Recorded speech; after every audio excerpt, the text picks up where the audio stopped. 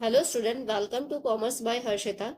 आज इस वीडियो में हम बात करने वाले हैं कंट्री सिमिलैरिटी थ्योरी की, इंटरनेशनल ट्रेड की। ठीक है। इसके पहले वाले वीडियोस में मैंने आपको बताया था कि एचओ थ्योरी क्या होती है।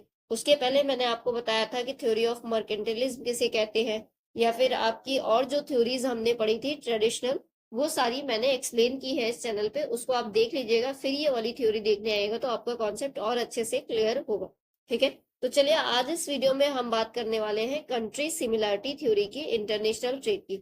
और अगर आपको ये वीडियो पसंद आएगा तो लाइक कर दीजिएगा और चैनल को सब्सक्राइब कर दीजिएगा। अगर आप कॉमर्स के स्टूडेंट हो या कॉमर्स के किसी भी एग्जाम की प्रिपरेशन कर रहे हो तो मैं आपको आपकी इस चैनल पे पूरी से पूरी हेल्प करने की कोशिश करूंगी। तो चलिए, आज का वीडियो स्टार्ट करते हैं। तो अगर हम कंट्री सिमिलैरिटी थ्योरी की बात करें तो यहाँ पर हम ऐसे प्रोडक्ट्स की बात करते हैं जो कि सेम कंट्री के होते हैं। सेम कंट्री मतलब सिमिलर कंट्री के होते हैं। ठीक है। तो कंट्री सिमिलैरिटी थ्योरी का कॉन्सेप्ट एक स्वेडिश इकोनॉमिस्ट थे, स्टेफन लिंडर, जिन्होंने दिया था। ठीक है। इन्होंने कंट्री सिमिलैरिटी थ्योरी को 1961 में डेवलप किया था और ये एक्सप्लेन करना चाह रहे थे the concept of intra industry trade. Intra industry trade का कॉन्सेप्ट ये एक्सप्लेन करना चाह रहे थे। तो इंट्रा इंडस्ट्री ट्रेड का मतलब है कि हम सिमिलर कंट्रीज से ट्रेड करेंगे। ठीक है। सिमिलर कंट्रीज मतलब कि ऐसी कंट्रीज जो दोनों एक जैसी हो। एक जैसी का मतलब हो गया कि दोनों की डिमांड एक जैसी हो। ठीक है। दोनों की कंडीशन एक जैसी हो, दोनों कंट्रियों की, बस प्रोडक्ट में थोड़ा डिफरेंशिएशन हो, तो उसे हम बोलते हैं इंट्रा इंडस्ट्री। ठीक है।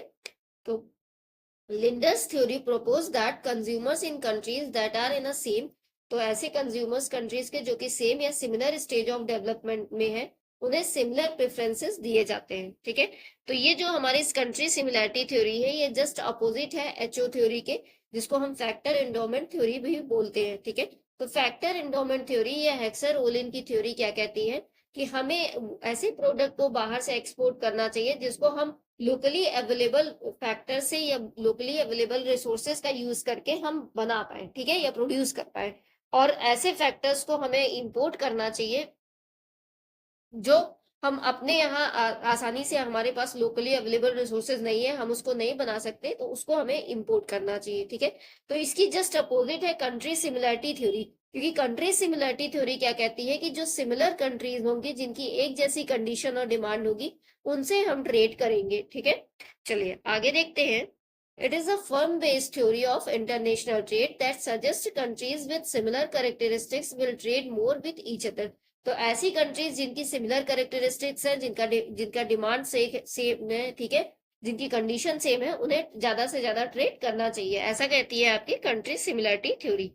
तो Linder's theory is especially useful for understanding trade in goods where brand names and product reputations are important factors in the buyer's decision making process। तो जहाँ पे ब्रांड नेम और प्रोडक्ट रेपुटेशन एक important factor है buyer decision making process में। ठीक है।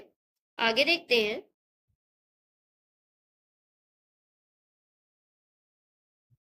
It states that most trade in manufactured goods will be between countries with similar per capital income। तो ऐसी कंट्रीज जिनकी सिमिलर पर कैपिटल इनकम है, and that inter industry trade will be common, तो वैसी कंट्रीज से हमें ट्रेड करना चाहिए। ठीक है।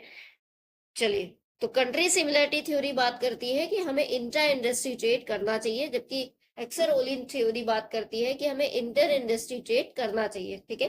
तो आई होप आपको समझ में आ गया होगा। वीडियो अगर पसंद आएगा तो लाइक कर दीजिएगा। अगर आपको कोई भी डाउट हो तो आप कमेंट करके पूछ सकते हैं। चैनल को सब्सक्राइब कर दीजिएगा आगे के और वीडियोस देखने के लिए। Thanks for watching.